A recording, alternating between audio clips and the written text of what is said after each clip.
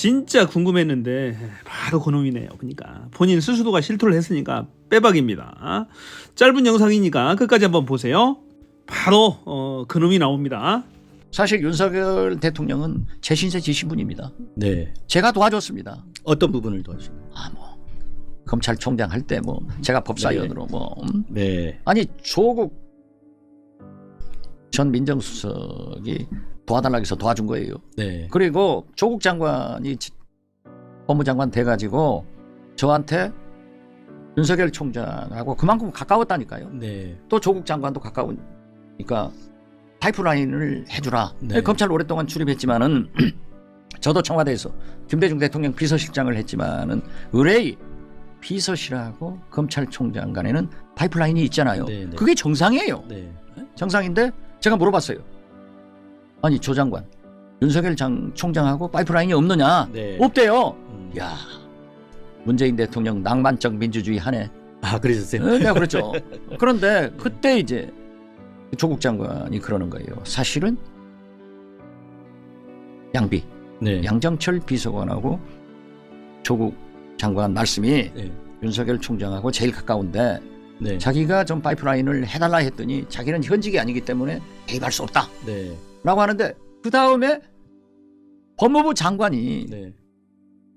박지원 대표님이 윤석열 장관하고 제일 가까우니까 좀 메신저 역할을 해달라고 그래서 내가 탈탈 털었어요. 네. 그때는 국정원장 가시기 전 아니죠. 국회의원이지. 그러니까, 법사위원이지. 예, 예, 법사위원. 네. 그런데 우리는 또 정에 약해요. 네. 그렇기 때문에 조국 장관이 강곡 회의에서 실제로 네. 윤석열 총장, 조국 장관 제가 메신저를 오랫동안 했어요. 네. 가까워요. 네. 아까 얘기 중에 하나만 여쭤볼게요. 그 조국 장관하고 윤석열 검찰총장하고 파이프라인 얘기를 하셨잖아요. 네. 근데 그때 처음에 파이프라인을 양정철 비서가 그러니까 이제 그 당시에는 야인이었죠. 네. 그래서 하물라 그랬는데 뭐 없으니까 뭐 원장님한테 부탁을 했다 이건데 그러면 검찰총장을 윤석열 검찰총장을 민 사람 누굽니까? 이제 그런 얘기를 하더라고요. 양정철 비서관이 추천을 해서 네. 밀었고 자기는 빠져나갔다. 네. 그리고 이제 그 양정철 비서관은 등용이 못 됐잖아요. 네. 진짜 면석이도 못 했어요. 네. 그래서 그런 소문이 있길래 저는 양정철 비서관하고 친합니다. 나 그 질문을 지금 기다리고 있었어요. 네. 제가 물어봤어요.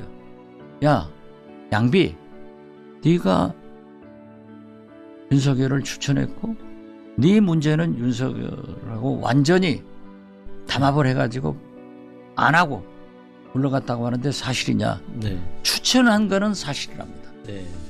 추천한 것은 사실이지만은 그 후 자기는 청와대에 안 들어갔고 네. 또 민간 신분이고 또 문재인 정부하고 네. 조국 장관하고 껄끄러운 관계이기 때문에 일체 단교했다. 네. 아무 관계 없다.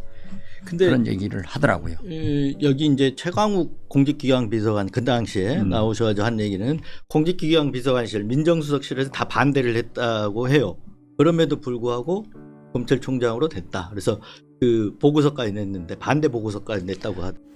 바로 양정철이라는 거죠. 양정철이 윤석열을 검찰총장에 추천했다라고 전 박지원 국정원장이 얘기를 합니다. 국정원장의 얘기니까 신빙성이 있어요. 대한민국 국민들이 이 문제에 대해서 왜 이렇게 초미의 관심사냐라고 하면은 이 윤석열 김건희가 모든 사태의 지금 원흉이잖아요. 대한민국 경제를 완전히 갉아먹고 대한민국 안보와 국방 위험을 가중시키고 전쟁의 위험까지도 심지어 가중시키고 있어요. 이 위험이 어디까지 갈지를 모른단 말입니다. 그러니까 굉장히 스트레스를 받습니다. 윤석열 김건희만 생각해도 그들이 지금까지 해온 행동만 보더라도 아주 치가 떨려요. 특히 검찰 독재를 하면서 검찰의 수사권을 자의적으로 행사하고 있잖아요. 이런 위험이 언제까지 갈지 모른다고 하는 그 공포가 더 심한 거죠. 그 스트레스가 더 큰 거예요. 이 분노의 대상이 돼버린 윤석열 김건희, 이 윤석열을 추천하는 사람이 과연 누구냐라는 거죠. 양정철이었다라는 겁니다. 이 양정철의 해명에 의하면은 저는 그 이후에 야인으로 돌아갔기 때문에 일체 관여하지 않았다라고 지금 해명을 했다라는 거잖아요. 그러나 그 해명은 좀 다른 얘기죠. 최근 뉴탐사의 보도에 의하면은 바로 이 직전 국회의원 선거입니다. 21대 국회의원 총선거에도 이 양정철이 관여했다라고 하는 조항을 보도를 했어요. 이 검찰 캐비넷을 이용한 것으로 추정이 되는데 이것을 이용해서 그 당시 여당 중진이라고 표현했는데 아마도 당대표겠죠. 공천권을 쥐고 있는 자니까요. 그 사람을 협박을 해서 실질적으로 공천권을 행사했다라고 이제 보도를 했어요. 거기에 대해서 이제 아직까지도 제가 알기로는 별도의 해명이 없는 것으로 알고 있어요. 본인은 야인으로 돌아갔다고 하지만은 그 당시에 여러 내용들을 종합해 보면은 들리는 얘기들을 종합해 보면은 이 문재인 대통령이 양정철의 성정에 대해서 파악을 하고 청와대로 들이면 안 되겠다라는 판단을 했고 그래서 민주당 측에 전화를 걸어서 자리 하나 주라고 얘기를 했던 것 같아요. 그래서 이제 이 양정철이가 민주연구원장이 됩니다. 굉장히 막중한 자리죠. 그 자리도.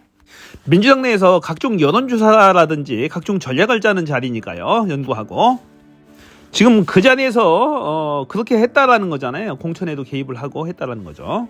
그래서 이 수박들이 그때부터 압력을 해서 지금까지도 이렇게 이재명 대표의 발목을 붙잡고 힘들게 하는 거였죠. 참 문재인 대통령도 진짜 사람 보는 눈이 없어요. 이 삼철이라고 하는 양정철이나 전해철 둘 다 문재인 대통령 비서관 출신들이잖아요. 이런 사람들을 가까이 뒀고 그 다음에 이제 쓰신 분이 이낙연 총리.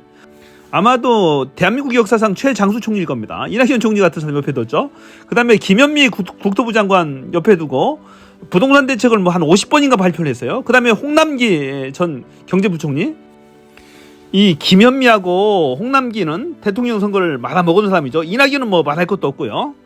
이런 자들을 가까이 두고 국정의 주요 보직에 임명을 하고 국정을 했다는 게 지금 보면 정말로 소름 돋고 끔찍하지 않아요? 민주당이 대통령 선거에서 패배할 수밖에 없었죠. 문재인 대통령이 사람 보는 안목이 없는 것인지 같은 부류라서 같은 부류를 선택해서 그렇게 국정을 운영했던 것인지 정말로 끔찍하네요.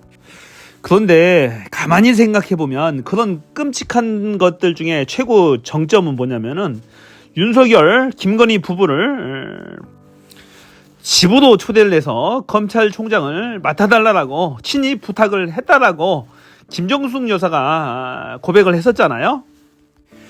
손혜원 의원하고 이 김정숙 여사하고 대학 동문인데 털어놓았다라고 이제 얘기를 했었어요.